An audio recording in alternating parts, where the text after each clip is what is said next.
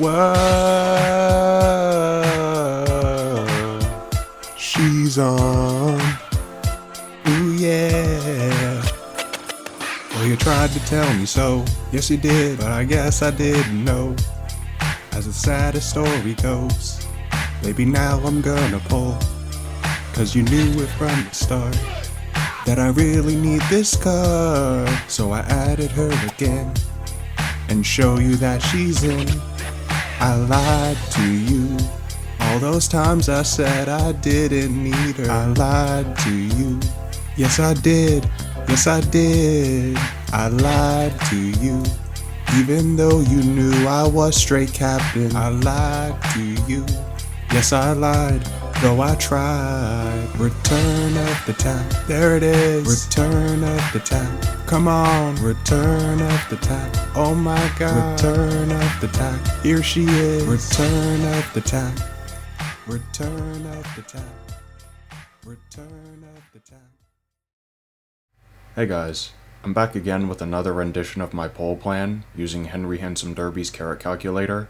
I'll leave a link to their video in the description where you can find the spreadsheet. But first, I'd like to give a quick shout out to the sponsor of this video, your mom.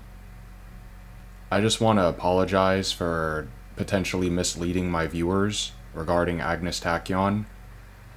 My evaluation of her was fundamentally flawed as a result of a misunderstanding regarding group cards and ancestors and guides specifically. I have no experience using group cards, so I sort of just assumed that they function similar to friend cards in the sense that you want to use them as utility bots and not necessarily train alongside them. But contrary to what I previously believed, you actually do want to train alongside group cards. Granted, friend cards have training effectiveness at higher limit breaks, but group cards specifically, just as a quick example, you can perform friendship training alongside them. Ancestors and Guides has stat bonuses, skill point bonus, and wit friendship recovery, and less of an emphasis on these miscellaneous passive effects. And so I mistakenly believed that I could pull for one copy of Ancestors and Guides, and that way I could free up my borrow slot for Grandmasters. But you actually want to have at least 3 LB or MLB of Ancestors and Guides. So my prior plan of pulling for a single copy of it is pretty much pointless. There's no point running a 0 LB Ancestors and Guides card in your deck as far as I'm aware. So I'm going to be borrowing Ancestors and Guides once it releases for, I would presume, the duration of Grandmasters, and because of that, I can't have a secondary speed card in my borrow slot if I'm borrowing Ancestors and Guides already. So that necessitates me pulling for a speed card, and also I sort of had I was skeptical about the idea of having Agnes Tachyon as well as this card in my deck, because I was basically just worried about my deck lacking skill utility. For example, if this is what I foresee my deck being in Grandmasters, the issue with it is that, and let's say, let's go with my previous plan of pulling for a single copy of it. I know it's not a good plan, but let's pretend that, I don't know, this was going to be my support deck. Once again, I'm going with my previous faulty plan of pulling for a single copy of Ancestors and Guides. This is what I was basically presuming my support deck to potentially look like. And this could be something else. It could be like a Guts card, I guess, or it could be like a Marzensky. It could be, I don't know, maybe that. I'm not really sure. But the point is that I'm sort of worried about the skill utility overall in this deck, or at least I was, because Agnes Tachyon has very little skill utility for non-pace. Kitasan Black has like a little bit of skill utility. Mr. CB has a decent amount of skill utility. Megiddo Ramonu has a good amount of skill utility, assuming that the CM is a mile or a medium CM. And I didn't know how many skills Ancestors and Guides had. And so looking at this deck, my thought was, okay, what's the point of having a skill point bonus of 2 on Agnes Tachyon when my deck has no skill utility whatsoever anyway, at least relatively. And so, granted, scenarios have mechanics where they allow you to pick up some support hints here and there to make up for what your deck might be lacking. And you could also, if you get lucky on inspirations, you could get a ton of skill hints from that as well. My skill luck with inspirations has been terrible as of late, and so I don't. And granted, I've been using borrow parents that don't necessarily have the highest base affinity with Gold Ship, and a lot of them don't have ideal races on them either for epithet bonuses for extra affinity. And so I imagine my inspirations would be better if that was more optimized. But regardless, I was worried that this deck was just lacking in skill utility. And so Agnes Tachyon's skill point bonus of 2 at MLB is just going to basically be wasted. But out of curiosity, I decided to take another look at the Ancestors and Guides card because I was still convinced that it was sort of like a friend card.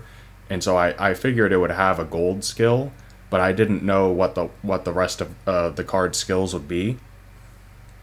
And looking at this, it has a pretty decent lineup of skills as far as making up for whatever skill utility my deck might be lacking. Like, in particular for sprints and longs, I should say, where Megiddo Ramonu's skills are also not too applicable. I was extremely worried that my deck would just be lacking in skills overall. But looking at the Ancestors and Guides card, it has a lot of decent skill utility for all sorts of distances. Sprint corners, long straightaways, mile corners, medium corners, countermeasure, all I've got. Divine speed, well, that's a generic gold skill, but the point is that this deck has way more skill utility than I gave it credit for, and so it in part makes up for whatever skill utility my deck might be lacking at the time. And so, yeah, basically, there's 2 reasons that reevaluating Ancestors and Guides has forced me to reevaluate Agnes Tachyon. The first being regarding the use of my borrow slot, and the second being the perceived lack of skill utility that I thought was there isn't actually there, or at least it's not as egregious as I had previously thought. And so I apologize for potentially misleading my viewers. I wasn't trying to spread misinformation. It was just my evaluation of Agnes Tachyon was flawed because my understanding overall was flawed. And so now that I would like to think that I know better, I'm going to be pulling 600 times on this banner rather than the previous 200. I just figure I'm better off leveraging. If I'm already pulling 200 times for a copy of Light Hello anyway, I might as well just pull deeper into the banner. And who knows, maybe within that first 200 pulls I get some copies of Agnes Tachyon anyway, and maybe it doesn't take me the full 600 pulls in order to get MLB of Agnes Tachyon. There's that, where I'd just rather leverage the not only the free pulls that we're getting on the banner, but also I'm pulling for Light Hello anyway. And so if I'm pulling for Light Hello anyway, I'm already committing 200 pulls, so I'd rather just commit further pulls into the banner than pull on a separate banner, like a Marzensky banner. It's not only more cost effective, but also Marzensky at MLB has 35 specialty priority, while Agnes Tachyon at MLB has 80. And because Gold Ship doesn't have a speed growth, I would like to at least try to leave the door open for the possibility of only running 2 speed cards with Gold Ship, just because of the difference in specialty priority. And so yeah, that's basically my explanation regarding Agnes Tachyon. Next up, I don't think I'm going to necessarily explain every little detail in my pull plan because it's largely the same as my previous one, just with some, I suppose, relatively minor changes. Another change being that I've since dropped the Daiichi Ruby Power Banner. And the reason is that while this card is convenient in the sense that it has a 0.4 acceleration for backliners on sprints and miles, I already have a copy of Yukino Bijin, and I figure if I need a 0.4 excel for sprints and miles, I could just use No Stopping Me. Granted, it's not going to be as reliable as Lightning Speed is because of the rather strict requirements of No Stopping Me, but I figure as a free-to-play player, I should try and leverage the budget options that I have rather than chase after what I perceive to be, I guess, the more luxury option. If I got lucky and I got a copy of this, if I do need a 0.4 XL, I'm probably better off just slotting this in my deck rather than pulling for this and potentially spending 30,000 carats for a single copy of a card for just basically for its gold skill. It might not be as reliable, like I said, but I already have access to a card that has a 0.4 gold skill. If I need that level of acceleration for a sprint or a mile CM, I could just slot in Yukino Bijin anyway. And so that's my reasoning there, as far as dropping the Daiichi Ruby banner for my pull plan. This is the same, Mr. CB, Super Creek, 200 pulls, and then this is 3 vouchers. The voucher I currently have, the 1.5 anniversary banner, and the 2nd anniversary banner. I'm putting all of them towards Super Creek. I already have 3 LB of Mr. CB as well as 0 LB of Super Creek, so my hope is that between the 200 pulls and the 3 vouchers for Super Creek, I'll MLB them both. Sticking with the 200 pulls and 4 crystals plan with Megiddo Ramonu, just because utilizing my crystals is necessary in order to make my pull plan work, as far as having enough carats for everything. And then, like I said in my previous video, because Megiddo Ramonu is a single rate up, I'd rather not pull deep on the banner because I don't really care about the SR cards that she releases alongside. And I'd rather pull deep on friend card banners where there's at least 2 rate up cards that I'm digging for. And so there's the logic there. And then both of the gold ship variants, it's gold ship, so for me it's obligatory. But I'm planning to use Summer Gold Ship as a parent for her unique skill, not only for team trials, but also for my CM debuffers. And then Project Lark Gold Ship is basically going to be a secondary ace for me. I guess I'll dual wield original Gold Ship and Project Lark Gold Ship depending on the particular conditions of the CM. Orphe Ryoka Tsurugi, 600 pulls. I suppose some notable exclusions here are the Duramente speed card, as well as Sounds of Earth. I've cut Sounds of Earth just for budgeting concerns, and I'm going to just lean on Super Creek. I've already gone over the fact that Sounds of Earth does power creep Super Creek, but if you're free to play, you're probably better off just leveraging Super Creek for as long as you possibly can. Because Sounds of Earth, while it is stronger than Super Creek, it also has a relatively short shelf life, when you consider the fact that you don't typically use stamina cards that heavily anyway, and it releases halfway through the 6th scenario and dies upon the release of the 8th scenario, because the 8th scenario is a sprint mile scenario, and Air Shakur stamina releases alongside the 9th scenario anyway. And so you're going to have about half of the 6th scenario and then the 7th scenario to make use of Sounds of Earth.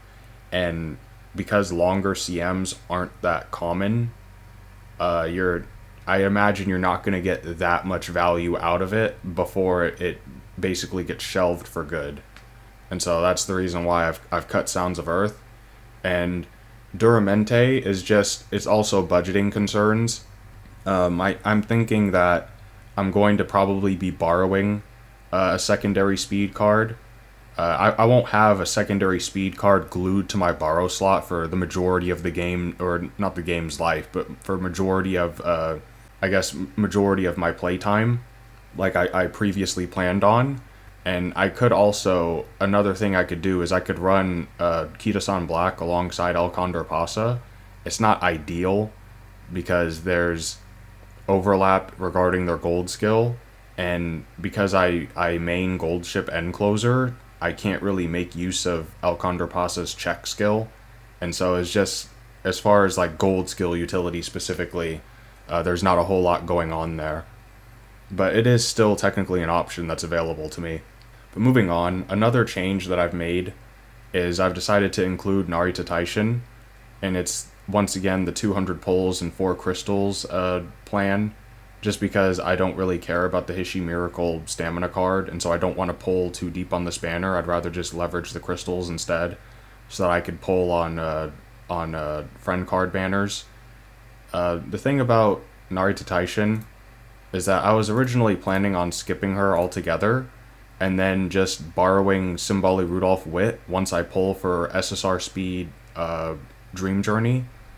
But the problem with skipping Taishin in favor of continuing to lean on Ramonu is, one, Taishin has 15 training effectiveness at base, while Ramonu technically has more training effectiveness potential, but you have to actually scale it up by buying speed skills. And so it requires a little bit of babysitting in that regard, as well as potentially being less skill point efficient. Also, Narita Taishin has more universal skills as far as skills for end closers, compared to Megiddo Ramonu, who mainly has mile and medium skills. And so, if I skip Taishin in favor of continuing to use Megiddo Ramonu, I'm going to be lacking in skill utility on sprints and longs specifically. I don't think I want to put myself through that if I can avoid it. And the reason I want MLB of Taishin, by the way, you might look at 1LB and MLB of Taishin and come to the conclusion there's not that much of a difference. There's minor differences, such as a difference of 8 friendship bonus is sort of significant, 4 training effectiveness, a little bit of initial friendship gauge. She gets her full race bonus, in addition to also having her full wit friendship recovery. Something really important, if I'm going to be utilizing her for her skill utility anyway, is that at MLB she has a hint level of 3, and at less than MLB she only has a hint level of 2. And so the reason why that's important is because if you have a hint level of 3, if you get a support hint from this card twice, that's max hint levels. Whereas if you only have a hint level of 2, in order to get max hint levels for a skill, you need to get that same skill 3 times rather than twice. And so having a hint level of 3 just makes getting her support hints way more efficient, because you unlock them faster, and because you unlock them faster, you can move on to unlocking a different one sooner, if that makes sense. And because I'm going to be leaning rather heavily on this card for a decent amount of time, I'm pulling for her MLB, or at least I'm using crystals in order to get her MLB. Also, because I want to leave the opportunity open to utilize original gold chip for specific CMs, I want to pull for a card that has Encroaching Shadow anyway, to transplant Encroaching Shadow onto original gold chip. And so that's why I've decided to re-add Narita Taishin to my pull plan. Before, I was going to be really stingy and probably overly frugal by permanently switching to Project Lark Gold Chip upon her release, just so that I don't have to pull for a card such as Hishi Amazon Power or Narita Taishin Wit that has Encroaching Shadow. But giving it some thought, that's way too frugal. And so it's basically, I'm just, as one of my viewers put it, I'm like a dragon just sitting on a pile of gold.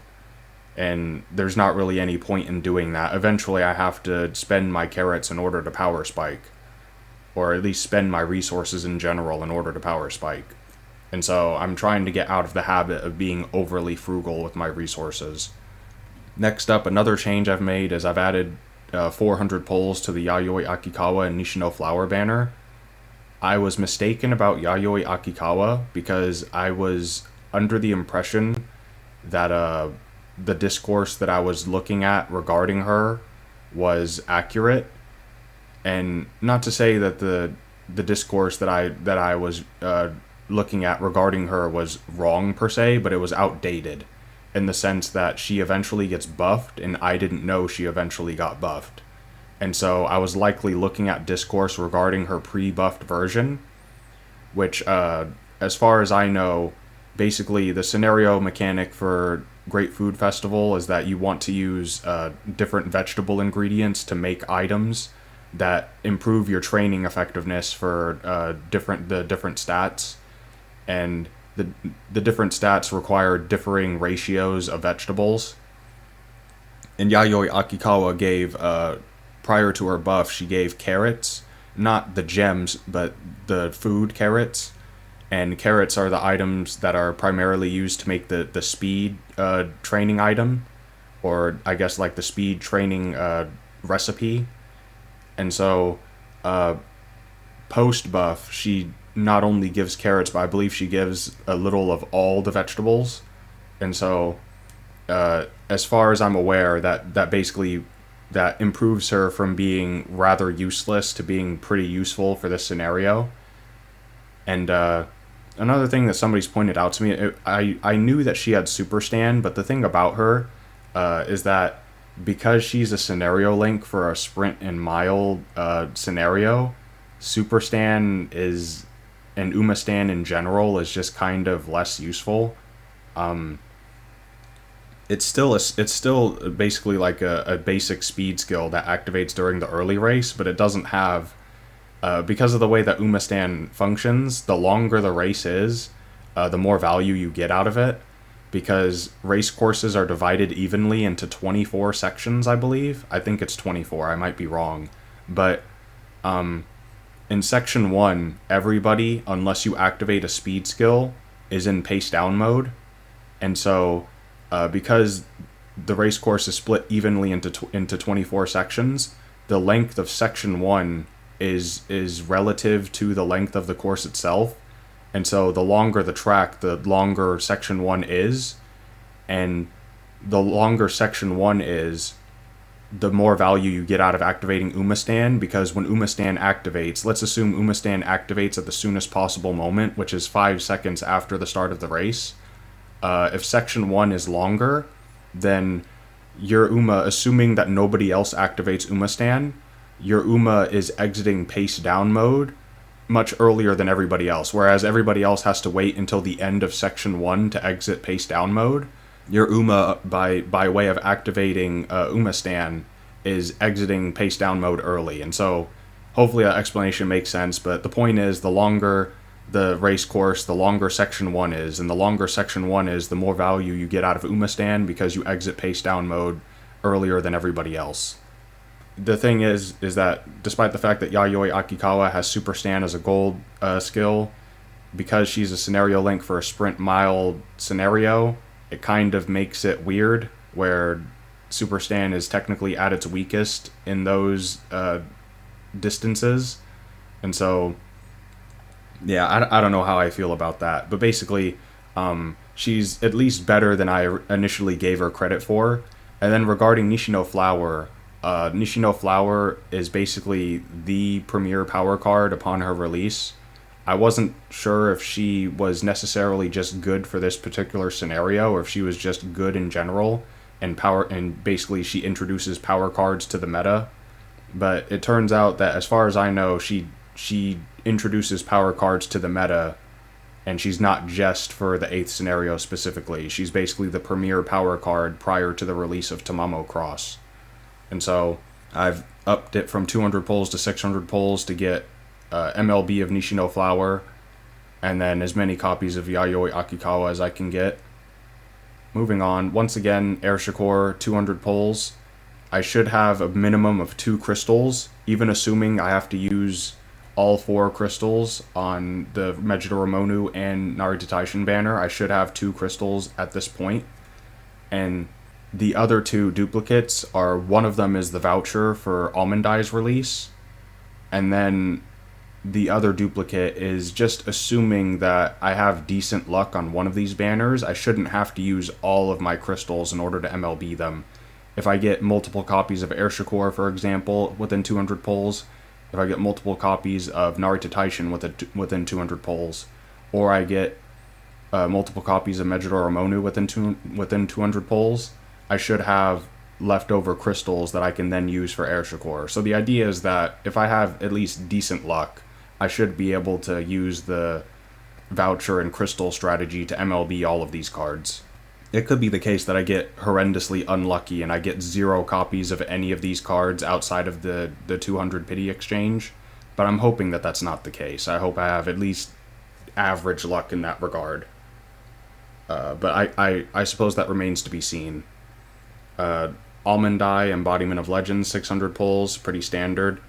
I have Vodka and Dream Journey here. Well, Vodka is pointless. I don't really care about Vodka. But Dream Journey in particular, I'm mainly just aiming for 3 LB of her. The thing is that similar to Taishin, the main difference between 3LB and MLB is hint level 3. And so ideally I would get MLB of her for hint level 3. But let's say within 400 pulls, after 400 pulls I have 3 LB of Dream Journey. I'm just gonna stop there. I'm not gonna chase down her MLB for the extra hint level by investing further resources. The thing about Dream Journey is that I suspect that on JP, end closers will be receiving a speed card pretty soon, just because Dream Journey is as far as I'm aware the latest end closer speed card to release, and it's gotten power crept by quite a few other speed cards at this point. As far as skill point bonus specifically, Admire Groove I believe is a late surger card, Tokai Teo is a pace chaser card, Air Groove is a pace chaser and late surger card, and Tap Dance City is a front runner card. All of these cards have a skill point bonus of 2, while Dream Journey only has a skill point bonus of 1. And so I'm expecting that end closers should get a speed card relatively soon that has a skill point bonus of 2.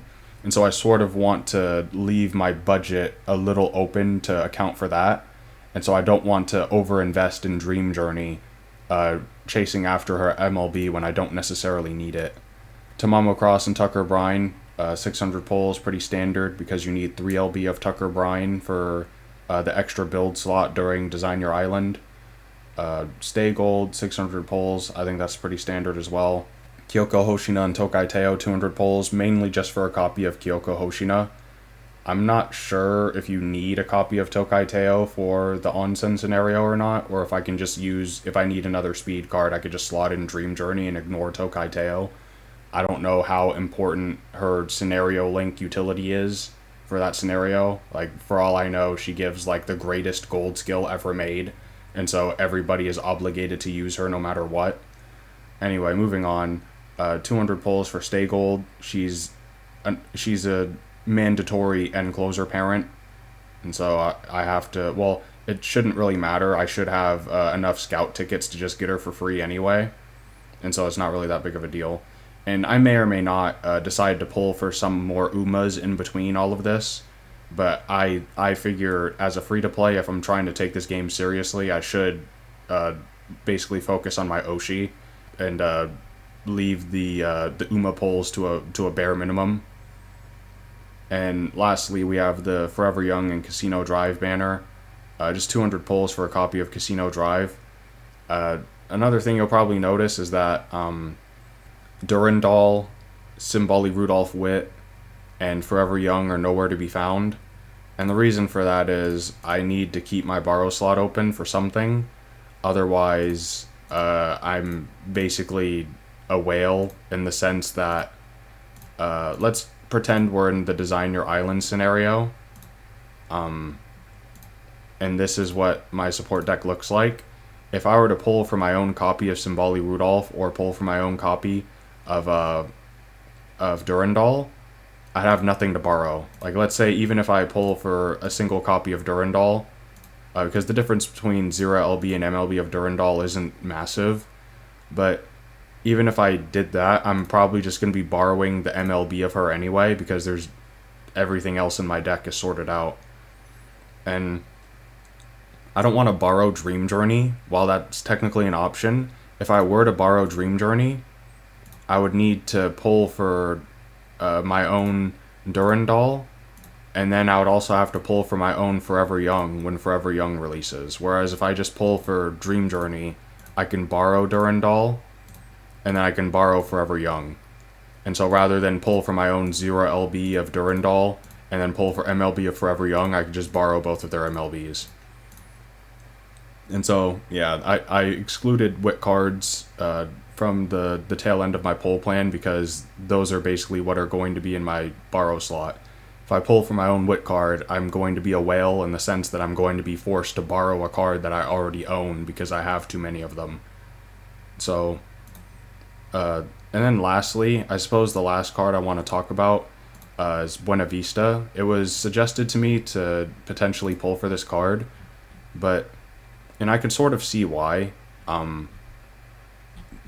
I suppose the reasoning is that you have Orfave, where she basically just power creeps original gold ship. Her unique skill is just original gold ship's unique skill on crack.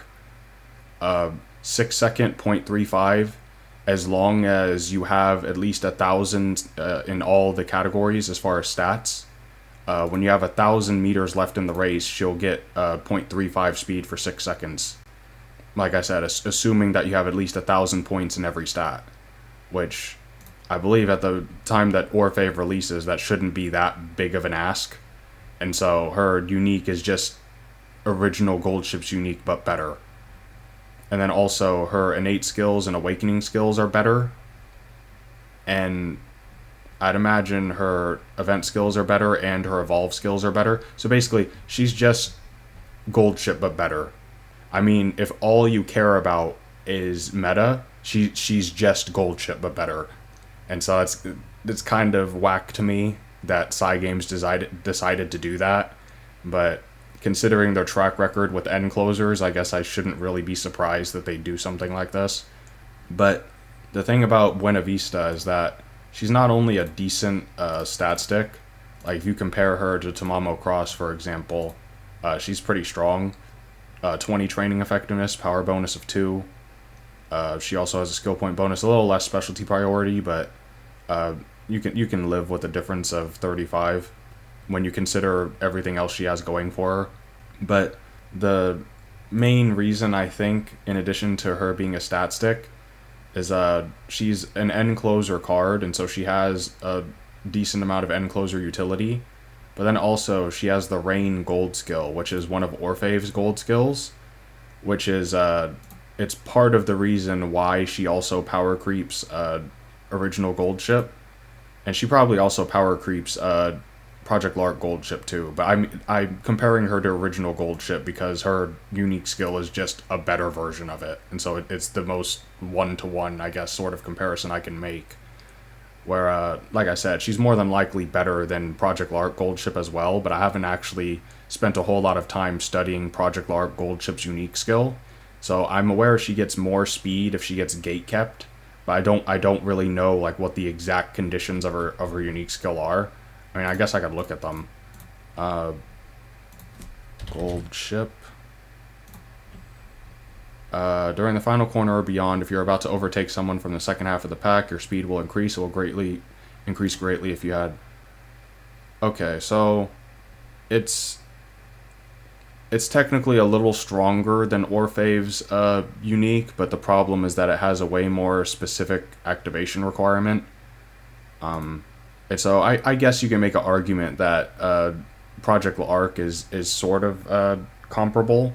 But I guess the main difference would be that Project Lark has Encroaching Shadow, while Orfave has Rain. And so on medium courses specifically, Orfave is just going to be better. And then I'd imagine on longer ones, she's also just going to be better.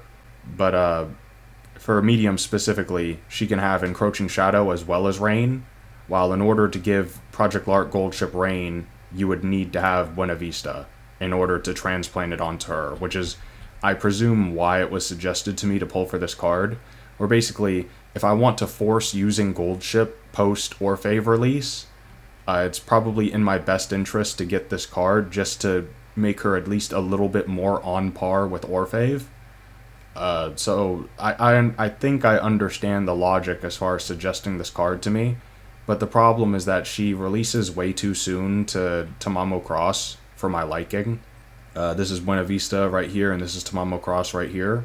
And the thing about Buena Vista is that unlike Tamamo Cross, her chain event gives 1 gold skill, while Tamamo Cross's chain event not only gives 2 gold skills, but she's also a scenario link for Design Your Island, where she gives you Tail 9.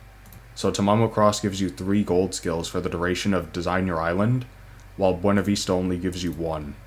And so, despite the fact that it was suggested to me to mainly focus on getting Tucker Brine from this banner, and then pull for Buena Vista instead, just to give Goldship Rain in order to make her more on par with Orphave, I think for the sake of cost effectiveness, I'm just going to focus on Tamamo Cross.